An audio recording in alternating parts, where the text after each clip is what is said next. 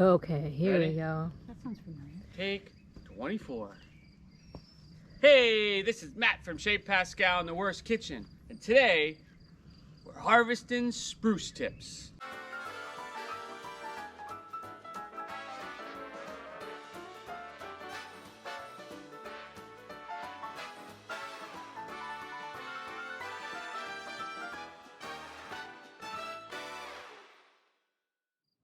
This is something that comes out once a year, early spring, and we go out into the woods. If you're going to harvest these things, you really want to make sure, preferably you're on someone's property that you know and you ask permission. It's not a good idea just to go out and take these things. Obviously, it's done. If you are going to harvest them, you want to be somewhat respectful from what you're taking and just not deplete the whole tree, because if you take off the tips, the tree doesn't have a new set of growth. So the way at least I try to do it is, if I'm going to be harvesting these things, I'm going to take a little bit from everywhere opposed to just depleting the tree completely. This is what we're looking for. These are the early tips of the spruce. They are acidic, completely edible, and we do a bunch of things with these. We make marinades with them. One of the things that I'm really excited about is we made a vinegar with these last year. It's been sitting all year. We've bottled it, and that's something that we are going to talk about, show you how to make it. It's really simple. We'll make a marinade with these things. So basically, I mean, literally it's simple. We just go through and we just pick them off, just like that. I'll sometimes want to leave that leading edge one, but these right now are pristine. You can see first comes this part here, and then behind that will be the spruce shoot following. This is what we look for, the nice green young growth. You see the difference here? There's nothing here. It's because we've just picked it off, but you're looking for this early growth. As it goes, it will get a little bit bigger. You still can use it, but this is the size that's most desirable. So we're just going to keep harvesting. You can see the difference. This is probably a little bit bigger, but it's still fine to use. So we just pick a bunch of these. And again, just being respectful. And you can see here, this one's just coming out. You see the difference? It's there, and then these two will soon have the spruce shoots coming out of it, or the spruce tips. Again here. This was actually the first time I ever was introduced to these. It was way back when we used to get product from Eva's Greens. And she's the one that introduced us to the idea of using these spruce tips and how to harvest them. And I do remember asking her, like, what does a tree look like? What do they look like? So I could sort of teach myself how to find them. Again, they're just incredible to use. And the thing that I love about this, much like a lot of the things that we use, you have a short window of opportunity to capture these. Once they're gone for the whole year. So this is the time, depending on where, like we're in Rhode Island right now, down in Exter. It'll start earlier, further south. And as you move your way up north, the season is longer. So there is an opportunity to capture the season for a bit of time, depending on where they're being harvested from. So this section of the tree, there were a lot more, and you can see them all down here.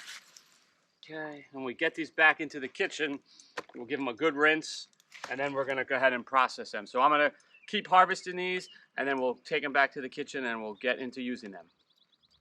We are back from Exeter, Rhode Island. We have harvested some spruce shoots or tips. Remember, we talked about we want to wash them, then we're going to pat them dry, and what we really are focusing on today is we want to talk about making a vinaigrette. Okay, so basically, if you're going to make a vinaigrette, you need vinegar. Now, it just turns out that we happen to make a vinegar using the spruce shoots. We did this last year. We dried them, so it's important to take the spruce shoots, wash them, pat them dry, and we put them in our dehydrator. This intensifies the flavor, and that's what we used to make our vinegar. So what I have here is just a basic 4% white distilled vinegar. We've dried the spruce shoots. Basically, this is really simple. The hardest part is waiting for them to finish, which takes almost a year. We put them into the vinegar, and in our YouTube channel, we're going to have a link below that's going to have some information and some ratios as far as how much to put into the vinegar. But basically right here, we're just kind of giving you an idea of what to do with them. So they go into our vinegar, just like that. And then what we want to do is you want to put the lid on, I like to really shake it vigorously. And essentially, that's it. And then this is last year's. So this has been, I mean, just about a year, maybe even a month, that we've started this vinegar. We've let it sit and steep. It started like this. We've strained it, and now this is what we're going to use to make our vinaigrette. Champagne vinegar, red wine vinegar, balsamic vinegar. As long as it's the acidity is what we're looking for. So now we need ingredients to make our vinaigrette. We need shallots. Remember we talked about using a little damp towel? I've minced up some shallots. Putting a damp towel over there helps keep the onion odor down, keeps them nice and moist so they don't dry out. If you're not sure what a shallot is, people, this is a shallot. It's a form of an onion. It's in the allium family. Delicious roasted, crucial in vinaigrettes. Almost every vinaigrette, all the vinaigrettes we make will contain a shallot. So we have the shallots. Now we're going to start assembling the vinaigrette. So the important part of a vinaigrette is mincing shallots and mincing them once, okay? I was taught that chopping onions vigorously will make them taste gassy, and you will be able to taste it in your vinegar or your vinaigrette. So you really have to have good knife skills, really practice on this. You cut them once, and that's it. You don't want to go over them and mince them and turn them into a paste because you'll taste it in your vinaigrette. So the shallots are going into a bowl. We're going to do a little bit of kosher salt. We're going to do a little bit of black pepper. A vinaigrette, at least for us, we want it emulsified. We always use Dijon mustard.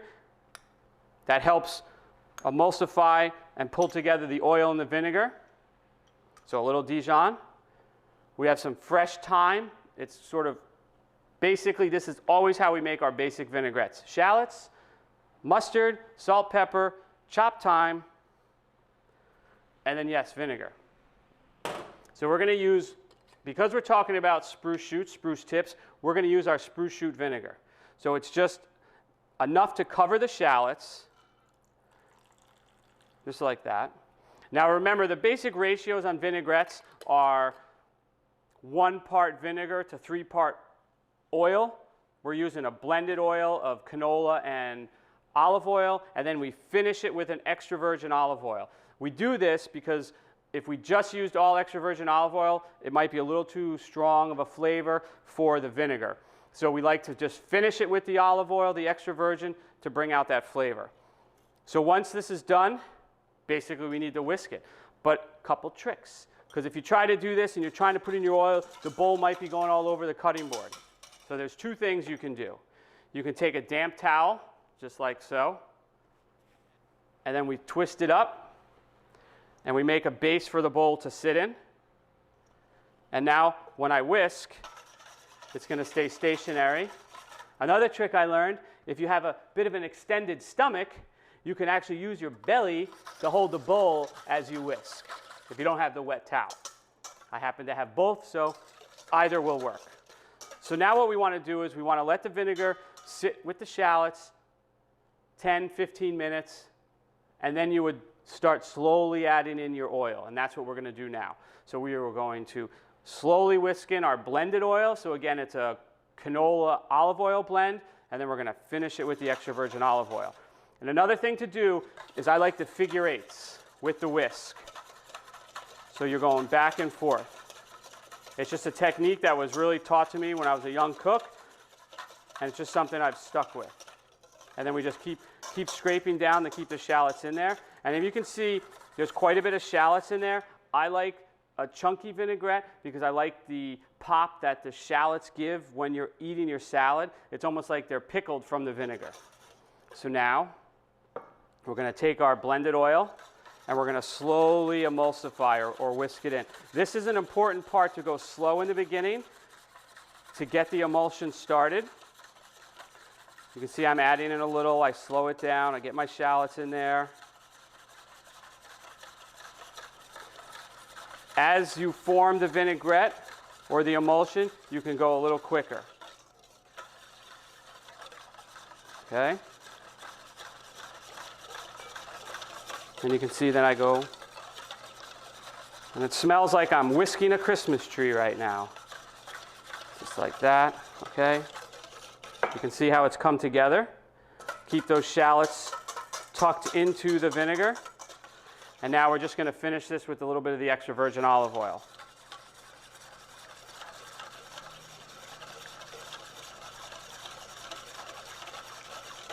See that? See how that's come together like that? Now a trick is if it looks like it's starting to separate, you can splash in a little bit of water and then continue adding oil, and or you could have added a little bit of more vinegar. And that's a basic vinaigrette. There's one more vinaigrette we want to talk about, and that's an emulsified where we use a hand blender. Maybe it's a creamy style. You're used to saying like a Caesar salad, ranch style dressings. That's what we're going to show you as well. So be right back.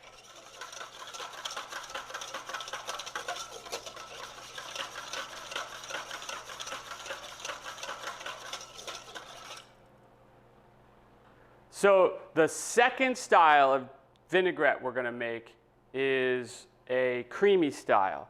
Now again, it's another emulsified vinaigrette, meaning the oil and the vinegar are bonded together, opposed to being separated. Like if you go to the supermarket and you see those dressings where the oil and the vinegar have completely separated, that's what we don't want. We want ours held together by the emulsion, and that is by either the whisking, or for this one, we're going to use a stick blender or an immersion blender, okay?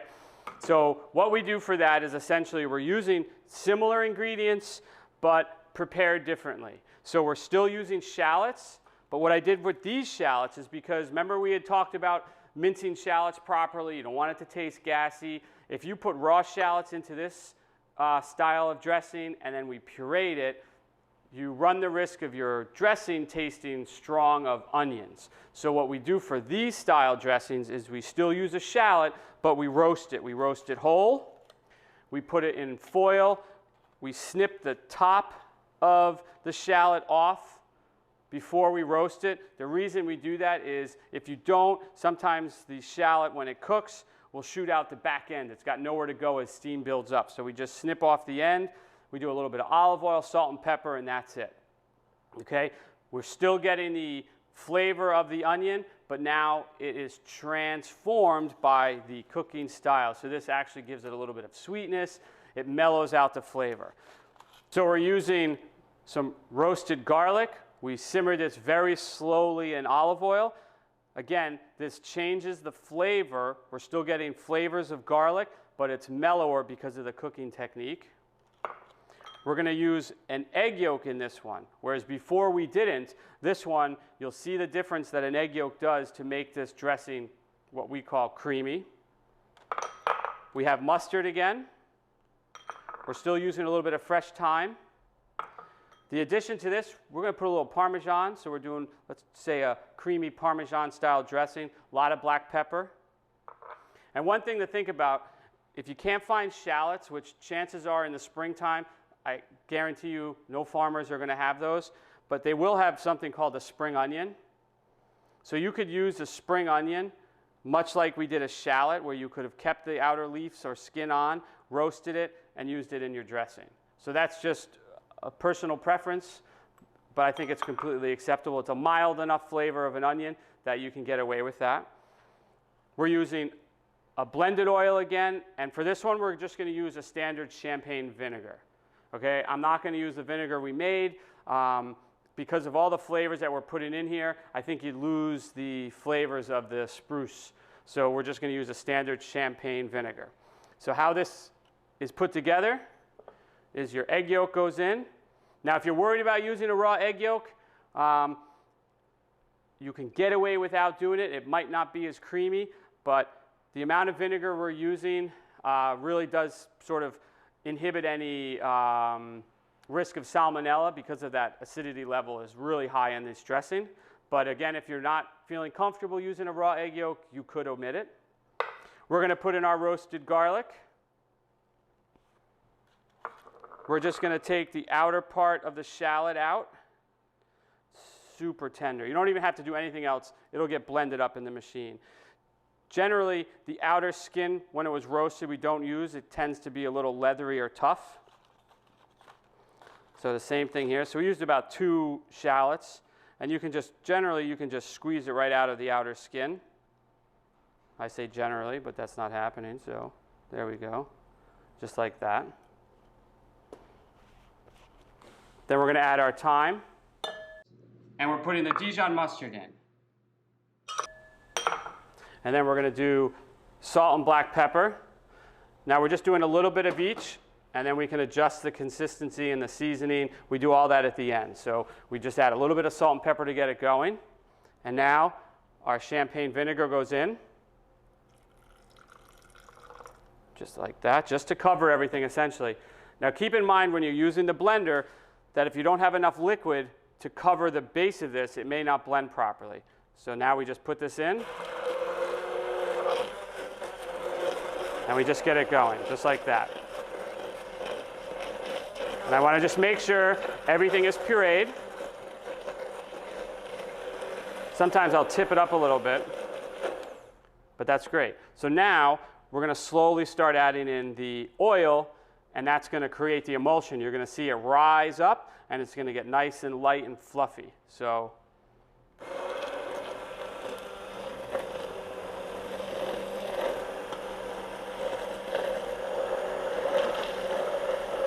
and if you can see, I just have the top of the blender right at the top of the mixture.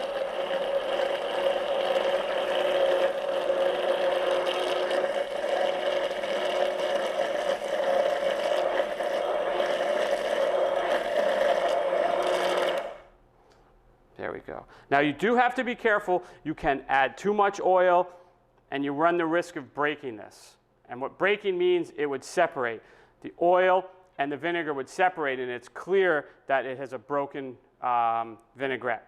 It tastes different. It's really something that you just take your time, nice and slow in the emulsion. If it looks like it's getting too thick, and you'll notice it, like let's say mayonnaise consistency, you can always add a splash of water to thin it out, because remember, we still have to finish it with a little bit of extra virgin olive oil, and then we're going to throw in some Parmesan cheese. So this is basically the way we would do a creamy dressing. Like, the vinaigrette now has been emulsified properly. It's time now to add our Parmesan cheese. Quickly blend that. We're going to finish it with a little bit of extra virgin olive oil, a little bit more salt, and black pepper. And then we'll taste it for seasoning. So I'm going to add the parm. I'm going to blend it up again. Going to finish it with a little bit of the extra virgin olive oil.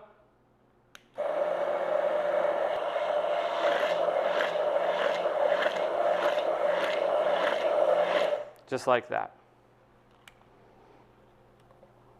So we'll take this off. So now this would be tasted for salt, black pepper. We may need to adjust a little bit of Parmesan cheese flavor, and then that's it. This one you want to keep in the refrigerator. It's good for about 2 days. So what we've done is we've talked about 2 styles of dressings. One is a whisked vinaigrette. The other is a blended vinaigrette.